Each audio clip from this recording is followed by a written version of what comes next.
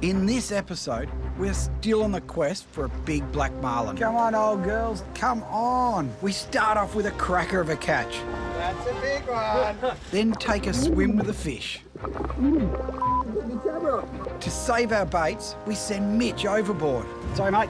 But not before technical difficulties leave us dead in the water. We blew a fan belt. But not even a fan belt will dampen our resolve to catch that big black marlin that we came for. Fishing is my life. It's in my DNA. From above the water and below the surface. It's who I am. Join me as I travel the world in search of the most insane fishing experiences on the planet. You got it. Oh, yeah! Big fish right there, Al. Yeah, baby!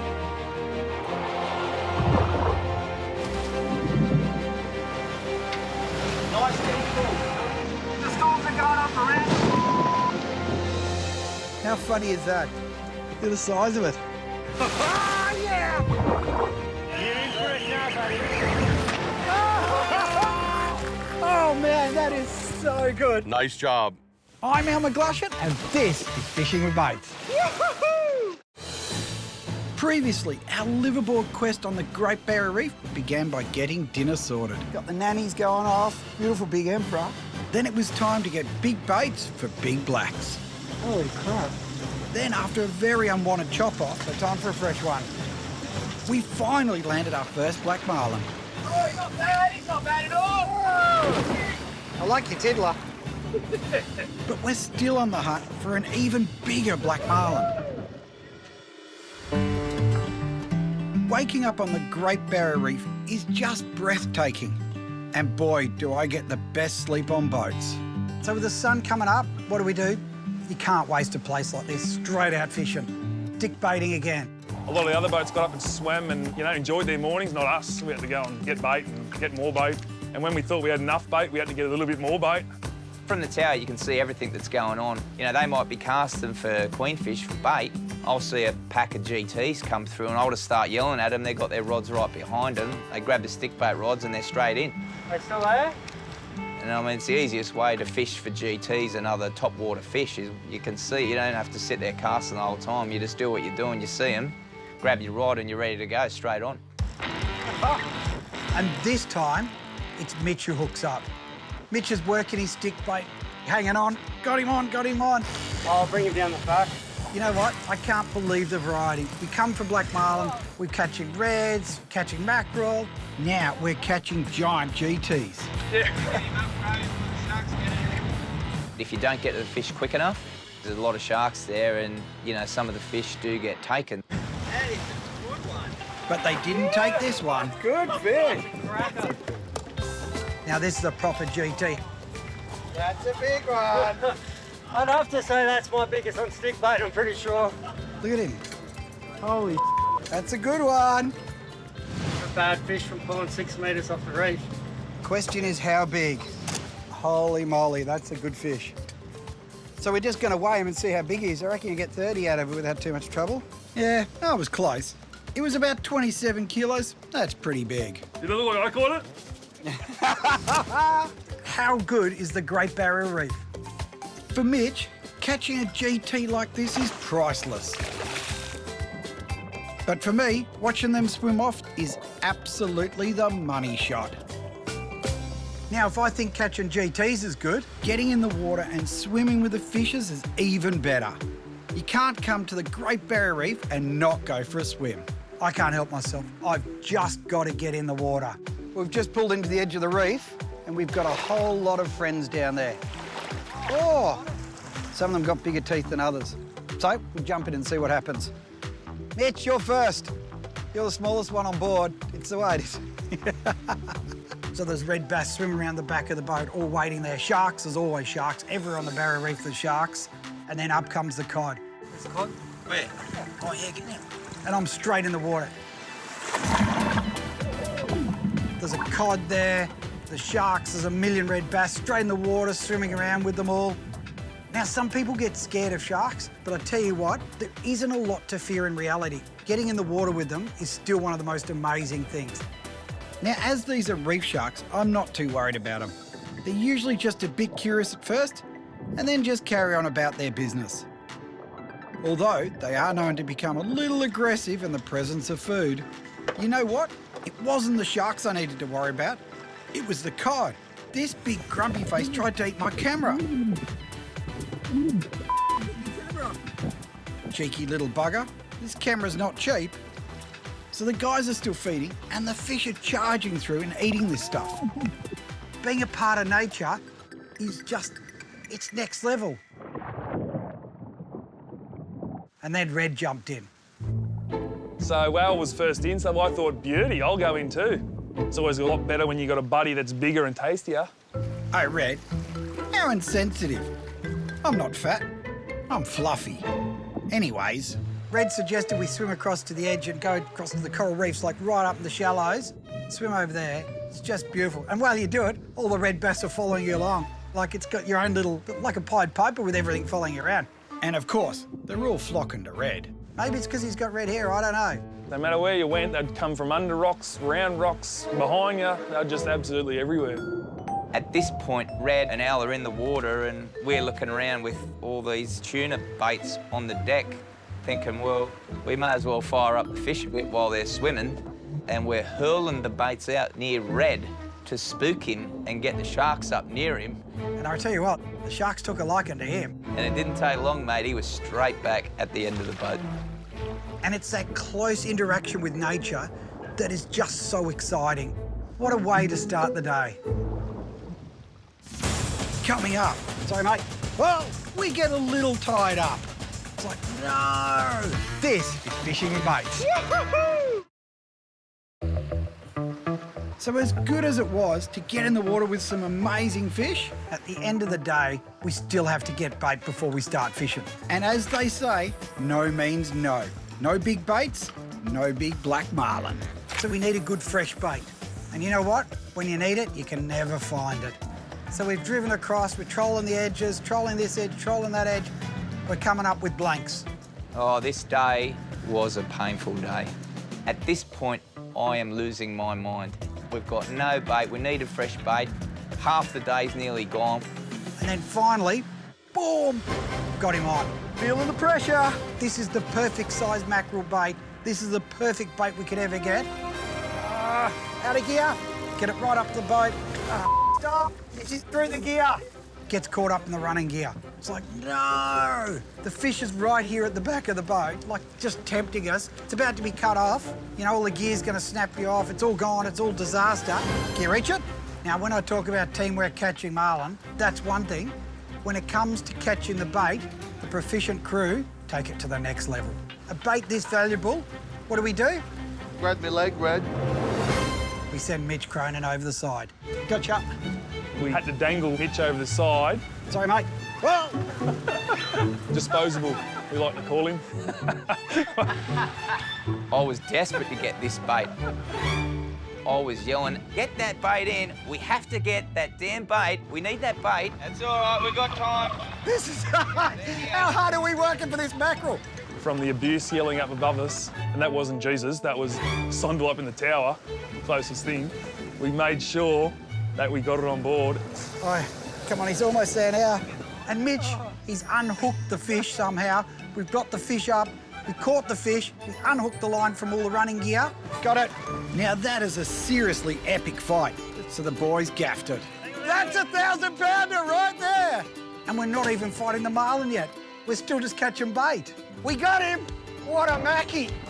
It was a massive sigh of relief. It was such a painful morning that was it.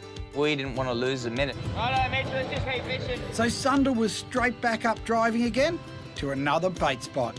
All we need is a fresh bait, and all we wanted was a mackerel, that exact size. But you know what? That's what happens when you go fishing. Some days are gems, some days you got to earn every fish. And today we're earning it, and that one's going to turn into a massive black marlin without fail. Has to after all the work we put into it. So it's straight back out, and we're trolling all the channels, and we're looking for tuna, we're looking for mackerel, any of those prime baits. But what do we catch? Oh, yeah, baby! Mitch gets a really good dog-tooth tuna. Dog-tooth. Doggy! It's a doggy! We're catching dogtooth, like a prized catch for people to catch jigging. We're getting them trolling around for baits for marlin. You know, these are massive things. Oh. Oh, nice doggy. Nowhere else on earth do you fish with baits that big. And if we don't catch any fish on it, we can turn it into sashimi. Hold him up for a photo, you better get him for a pic bait. And if you think you couldn't wipe the smile off their faces after that, wait till you see mine. Because in no time at all, I managed to bring up a dog tooth of my own. Now, the funny thing is, I've travelled all over the world, to Papua New Guinea, to over in Indonesia chasing dog tooth. That's the way to do it, mate. And here, right in my own back garden, we're catching them as bait. I can't believe that this is a bait. Everywhere else you get excited catching a dog tooth like this. On the GBR, it's a bait, and a bloody big one at that. And the amount of fish species we were able to catch in a day, I mean, most people wouldn't believe you could do it. Lure Master! Sundar was right. Soon after I got my dog tooth, I got the Variety Award with this beautiful fish. What is it? Bluefin trevally. Beautiful, aren't they? Nice. It just never ceases to amaze me how awesome the Great Barrier Reef is. It's amazing. Everywhere you go, you catch fish around here. Everywhere you go. Bloody beautiful, aren't they? Such a pretty fish. So after landing enough bait, we're going outside. We're going black marlin fishing. And you know what? You don't catch them every day. We're trolling and trolling, and it gets so mesmerised. You got the diesels thudding away. Come on, old girl, stick your head up. You're sitting there watching the baits for so long, and if you're down here in the cockpit where you've got padded, comfy seats, next thing, the motion of the ocean, the humming of the diesel, and the soft cushions, you find yourself looking at the underside of your eyelids pretty quick. 4:30, come on. So you don't catch them every day. You know what? A lot of TV shows go out and catch these massive fish. In reality, it doesn't happen like that. There's a lot of downtime between fish. But you know what? At the end of the day, it's another beautiful sunset on the Great Barrier Reef. Coming up, it's time for lunch with a side of black marlin. This is Fishing with Baits. On our quest for a giant black marlin, it's a beautiful new morning out here on the Great Barrier Reef. But not everything's going as smoothly as this sunrise. Hey, dude, shut it off. We woke up this morning and we blew a fan belt, which means no one is getting coffee this morning. We got them down the hole, they're trying to fix it. You can't reach it, because on boats, when things go wrong, it's a bloody pain in the arse. Hot in the hole. These boats are compact. Everything's jammed in tight, but when you want to pull something out or even just loosen a screw somewhere, that can be a major drama. How'd you go, Red? That's all good. And for Red and Sundal, down in the hole, I'll tell you what, if I want two people fixing stuff, it's these two. I want them down the hole, not us. Sondal came down, thank goodness, and yeah, we got the problem finished, but it's not very nice working there when Jenny's been running all night. Good work, mate, good work. Work it hard. But it's just part of it. You've got to get in there and do it as a team to get these problems fixed. Fortunately, we're up and running again. Unfortunately, we lost the entire morning thanks to that fan belt. Having large frozen baits on board and, more importantly, cold beers, off we went to work to get it fixed. It wasn't enjoyable, it was nice and warm in there, but it just had to be done. And the beers are still cold. The beers are still bloody cold. Oh, and the baits. The baits are right too. The baits okay. Nah, don't worry about the baits. Finally, coffee. Speaking of baits, I think it's lunchtime already, which means two things. Number one, I'm starving. But more importantly, it's the start of bite time for the black marlin. Mitch drops some fresh baits down. At the same time, Red's on lunch duty. So we're doubling up, prepping our bite and waiting for the big bites out the back. Tell you what, it's exhausting watching everyone else do all the hard work. I'm a bit worn out today. Have you cooked lunch yet? It's on the way, it's on the way. You just check out the back down again to make sure the baits are still on. Yeah. And it's the uncanny thing. What always happens when you're busy? You hook up. That's big fish. For some reason, as soon as the food gets put on this boat, it always seems to be a hot strike time. Just trying to get the baits up as quick as we can. 1 minute, Red's making lunch. The next, he's in the chair. And we hook up big time. There's colour there. Yeah, he looks all right. So we just seen him now. Here he goes, here he goes. Oh! Fish are screaming off, dance all over the ocean. The boat's roaring back, the black marlin's jumping across the back of the boat. Of course, this one's pushed out its stomach to get the hook out. Don't worry, it's perfectly natural. All billfish do this, and it doesn't hurt them. Good old Mitch is reaching for the leader. Do you want me to come in or you're right? So we catch the fish, and we set it free. Oh. Good work, buddy. Good work. Red, well done. Red, you're on fire, mate. It was over 100 pounds this time. And Red goes back to making lunch. Cook lunch, reel in fish, back to cooking lunch, serve up, everyone's happy. If you can go from catching a black marlin to making lunch exactly where you've left off, that is seriously good lunch. I'm impressed. And I'm a little bit hungry as well. So the fishing's really good. You know, we're starting to see more fish a day. Oh, it's not a bad one. It's a head shaker, it's a fiddler. The problem is the fish we're catching are 100, 200, 300 pounds. Now, that's normally a big fish, but here in Cairns, it's a tiddler. Here he comes out. The good part about catching small fish is they go off. They absolutely are ballistic. They're jumping out of the water more than they're in the water. They're launching off waves, they're skyrocketing around, and it's all a team effort. Red's in the chair, he's actually attached the fish, winding like mad, because that's his job, is to keep the line tight. Then you got Mitch. Mitch has got to help steer the chair, but also to get a wrap on that leader, and then he physically hand lines the fish up. Another little one, eh? Then you've got the skipper. You've got Sundal, who's upstairs, who's keeping the boat on top of the fish. So we've got a skipper, a ginger, and a Gilligan. Well done, Crowie. Good release. Now, the important thing is you want to catch these fish fast because the quicker you catch them, the quicker you can release them in a healthy state. Oh, you're kidding me. Now, you've got the added problem up here of sharks. If you take too long to catch that fish, the taxman turns up. And I'm not talking about Johnny Howard jumping in and giving us a GST. I'm talking brown coats coming in and taxing your marlin. So it's important that we catch these fish fast. Well done, big fella. That's why working as a team is a priority for everyone. They're growing. No, they're not. Actually, they're getting smaller. That one was about an inch shorter.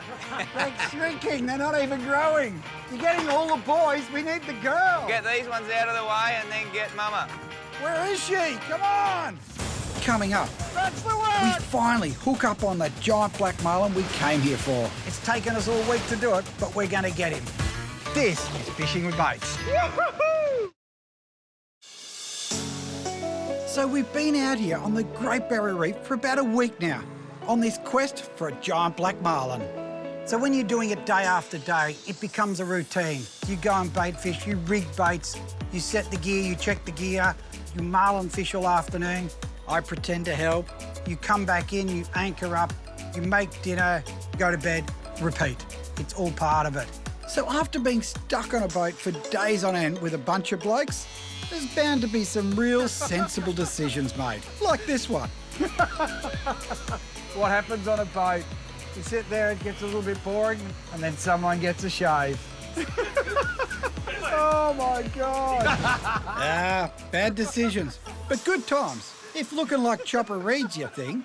Anyway, so we're having a blinder of the trip, but we're not seeing that big fish. All we want is a 500-pound black marlin. That's what we've come for.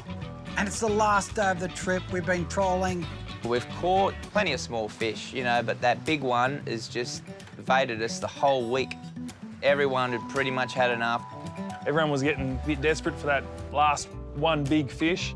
It looked pretty quiet. Everyone thought, well, that's good enough, let's just head in. I thought to myself, we're just gonna fish it. We gotta fish another hour, like give me another hour. And literally, I was gonna call it within about 15 minutes. And then all of a sudden there's an explosion. Boom! And we're on to a proper black marlin.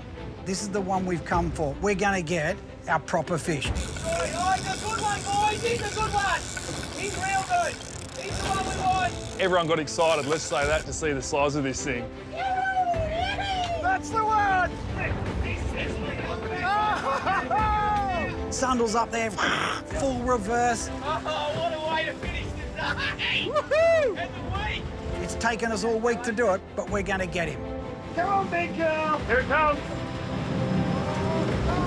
Oh, nice fish! He's up out of the water, crashing across the surface. And it looked like a decent one. And I tell you what, this thing fought. He'll jump, here he goes, Al! It definitely fought 10 times harder than the other ones we had. Now, when you catch a blue marlin, it jumps in the distance. Black marlin, they jump right at the boat. They come flying out of the water, head shaking, tail wagging.